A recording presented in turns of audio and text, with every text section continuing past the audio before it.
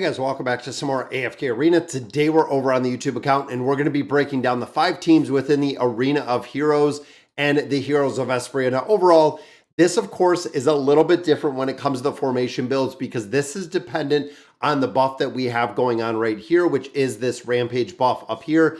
Now of course, some of these variations are going to change because of this buff, and the Treasure Scramble teams, a little bit different just based on the build that they have there. But we're going to break out this formation. You can see these are very, very old teams. So the last time that we actually did this was an incredible amount of time ago. With the builds that we actually put in here was the last iteration of the Heroes of Esperia event that we had. So I'm also going to go off a guide that is over on Reddit. So I'm going to put a link down to the guide down below. But I want to show you kind of the teams. First team, of course, is Rem. Now, this universally is probably one of the absolute best teams we have in AFK Arena. And of course, the combination of these two gives Rem the ability to live. That is the big thing, guys. Dead heroes do no damage. We have said that forever, but Ulna will actually keep Rem alive. Now, of course, for Ulna to be effective, you do have to have that 9 of 9 furniture, so that way Rem is getting the additional build out of there. Now, in addition to this one, we put in the Awakened version of Leica, picking up that SP effect, but also picking up, again, survivability to the front line with Leica's ability, but also bringing in the back line a little bit later, which is going to make a difference because back here we are putting in Demia, and we are also putting in Ezio. Now, of course, with this team itself, Ezio has made a very, very big resurgence because of the ability to actually insta-kill in here. So looking at this dynamic, Demia is going to keep everyone alive. Even if they take fatal damage with her abilities, they are going to keep her alive. We have single target damage right up here for the Awakened version of Leica.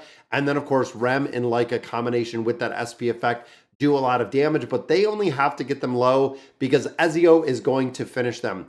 Now, in this formation, you can really choose one of 2 pets. Number 1 being the Rock Lizard, and then the second one or the backup one is going to be the Winged Lion in here. So I'm going to drop the Rock Lizard in here, and this is going to be the build out of Team 1. Now, if you don't have Rem in here, you could put in the Awakened version of Lucius.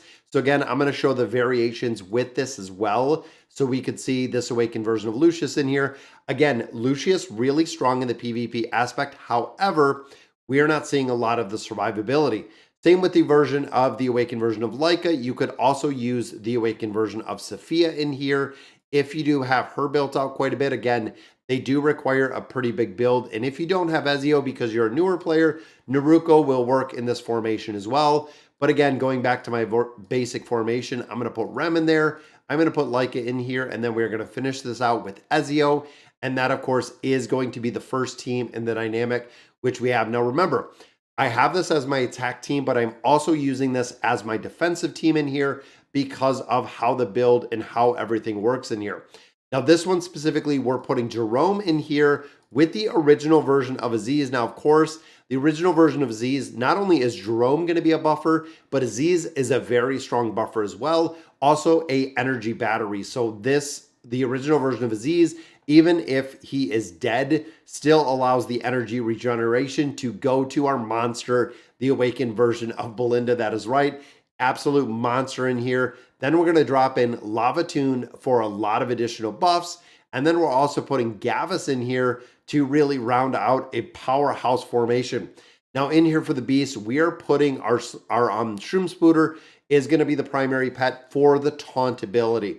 Now, of course, the taunt ability, if you have a lower Shroom Spooter, taunt ability won't work effective, but we also do have the Ice Crown in here. And we do have our Panda in here, but ultimately we want the Shroom Spooter. That way we can have that taunt effect. That is going to keep damage off Jerome, going to keep damage off of the original version of Aziz as well. Now again, this is going to be the build. Now, if we don't have Jerome, Rowan is the substitution in here. If you don't have the Awakened version of Aziz, we have the the original version of Aziz, we have the Awakened version of Leica in this one as well. Now, if you do not have Lavatune, 2 formations that you can do. Number 1 substitute for Lavatune is, of course, Ivan in this formation. Works incredibly well. If you don't have Ivan, Palmer is the original formation that we had in here. So you could put either of those.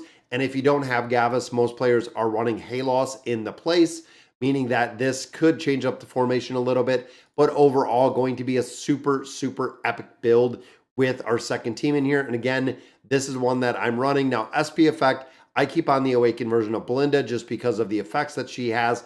But overall, with the pet taunting, you're going to keep everyone alive in this one, making it a really big difference. Now, number 3 is another one that I absolutely love. Now, we are running Lucila. Now, when it comes to Lucila, she is probably one of the absolute most popular PvP heroes because you have to kill her a multitude of times, making it incredibly difficult to build her out.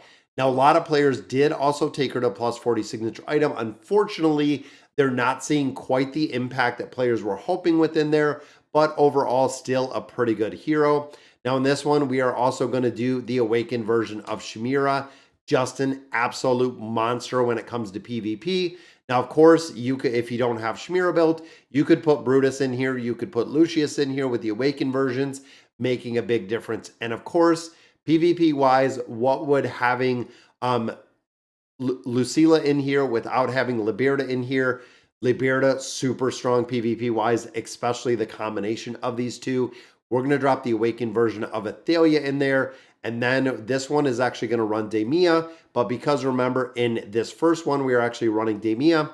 So in here, I'm going to run right here, instant crowd control with Emilia, making a big difference. Now, you can also change this up a little bit. I ran in here actually a combination of Ivan and Lady Simona. So if you don't have the Awakened version of Athalia, you could run Albedo in here. You could run Ivan in here. Again, PvP wise, I ran Lady Simona in here, which worked incredibly well because I do have her built. And this last slot is Demia. I'm running Lady Simona, even running Valkyrie. So a lot of players are running Valkyrie. If you built her out like I have pretty well, do need a little bit to get that 60 engraving, a little bit more furniture, but overall very, very effective in this game mode for team number 3. Now looking at our beast, we do have the Owl as the priority. So the Owl is the one that is going to be the priority, followed up by Talisman. Now again, both of them going to work incredibly well with team number 3. So getting into 4, this is the stall comp. Now, if you are familiar with the stall comp, this stall comp is absolutely broken, but it requires our 6th one, which is our Slumbering Seal. This is the pet that really drives this comp. This one, of course, is the Awakened version of Baden. Very tough to kill, but also we have the super effective PvP Kanisa and Rook. We are running Thorin in here. That is right, especially because I have this E30 Thorin right here that I absolutely love. We're going to have the original version of Taylene, and then we are going to run Flora in here as well. So the big thing with this dynamic and with this group is what you're wanting to do is literally buy time any way you can to get the Slumbering Seal to pull all of your damage out of here. Now again, if you're familiar with this team comp, this is one that we actually ran quite a few iterations of the Treasure Scramble. It was one of the top performing teams because even when Thorin goes down, you have to kill him twice. And by that chance, there could be a possibility for Taylene to die once, twice, possibly even 3 times. Kanisa and Rook, very tough with the energy disintegration to actually kill this target. And then, of course, Baden with the crowd control and with the ad in there makes it very hard. And after all of that, if you can get the 4-person team down while the Slumbering Seal is still doing all the damage, you still have Flora who is flying up in the air with that haste regeneration again, really reducing the abilities within this team. And then you have the SP effect in there as well, which makes it for team number 4. And the final team we are looking at, this is a super strong new combination, which I love. So this is actually running our new Wilder tanks, which is Aethys. Very, very tough to kill because he has not only a lot of survivability, but he also does present or have a lot of crowd control. Now in this one, I am running the Awakened version of Lucius. You could put Baden in here. You could put Tarnos in here if you're not running them. If you don't have Aethys, you can use Naruko as well. Will work incredibly well. And then the very vital, very important combination of these two together. So we're running the combination of the Awakened version of Solus with Nevi. Now, of course, Nevi is going to buff up the ads and the survivability within here. And then we're running Palmer. So we're running the 3-2 combination with Wilders and Lightbearers. Now in here, again, we're going to be running Belbella. If you don't have that one, you can do the Owl in here or a couple different iterations for Beast. But overall, remember, the healing effect, the shielding effect of this team is broken. It is literally broken when it comes to PvP. That is why I love this. And again, We know the awakened version of Lucius has survivability issues when you start getting level deficiencies, but when you're very close in level deficiencies, it works incredibly well, especially with the combination of the crowd control right here from Aethys. This is a very, very strong team. So that is going to be our defensive comp with our 5 teams. Now, of course, this is only 5 teams. As we progress in here, and as you can see, we're already over Diamond 2, but as we continue through here, as we continue our progression, we will actually get into 7 teams. And then I believe at the very top, it might be even 9 teams at that point. But as you can see, we are running these combination of teams in here. And because we're on a higher level, not quite so far in the Heroes of Esperia, it makes it easy. So there's the taunt. So again, my team isn't going to take any damage because the Shroom Spooter continues to taunt, which again is just kind of broken overall. As you can see, getting through there is pretty easy. And this one, I am running the combination of Ivan along with the combination of Lady Simona.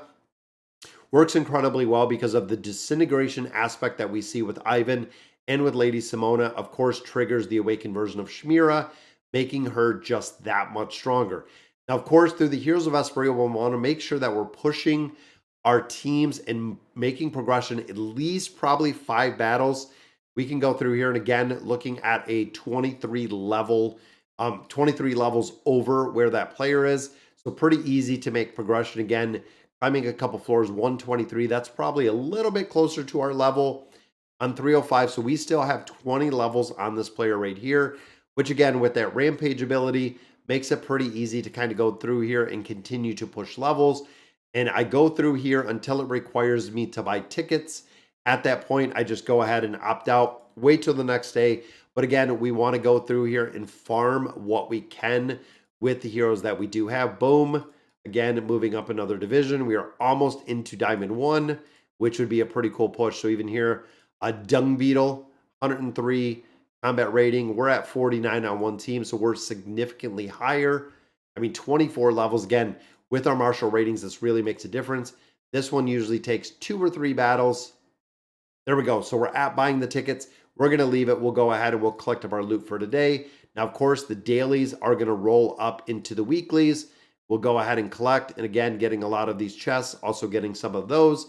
But we want to make sure that we're pushing all the way to Masters. That is the goal, getting up to Masters. Not only so, look at that. We have an elite frame. We're getting into the champion frame. Might even get it. I'm not sure if it shows. I don't think it shows me how many points I have already.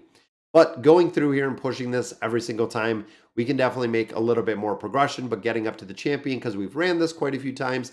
And then, of course, like I said, going up to Masters is what we're looking for to pick up not only the Stargazer Scrolls, but also picking up this Hero Choice chest so we can go ahead and do the summons. But all right, guys, so that is going to do it for today's video. Let me know in the comments what you guys think. And as always, thank you guys for watching.